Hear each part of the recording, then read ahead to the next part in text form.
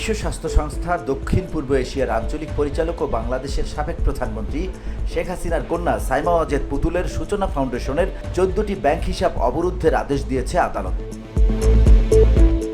এসব ব্যাংক হিসেবে 48 কোটি 35 লাখ টাকা রয়েছে বলে তদন্তকারী কর্মকর্তা আবেদনে উল্লেখ করেছেন। দুদকের আবেদনের প্রেক্ষিতে মঙ্গলবার ঢাকা মহানগর জ্যেষ্ঠ বিশেষ জজ মোহাম্মদ জাকির হোসেন এ আদেশ দেয়। ধুলো, ময়লা ও ক্ষতিকর ধূলিকণা থেকে নিমিষেই মুক্তি দেয় চৌধুরী এয়ার পিউরিফায়ার।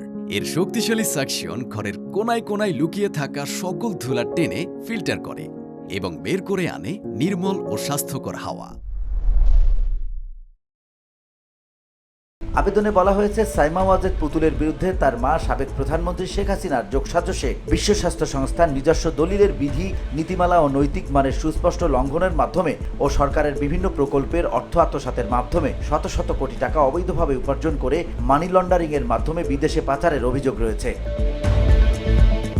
প্রাথমিক অনুসন্ধানে দেখা যায় যে সূচনা ফাউন্ডেশনের মাধ্যমে সাইমা ওয়াজেদ পুতুল এবং সূচনা ফাউন্ডেশনের সঙ্গে সংশ্লিষ্ট অন্যান্য ব্যক্তিবর্গ সূচনা ফাউন্ডেশন আস্থাবর সম্পদসমূহ অন্যত্র হস্তান্তর, স্থানান্তর ও বেহাত করার চেষ্টা করছেন।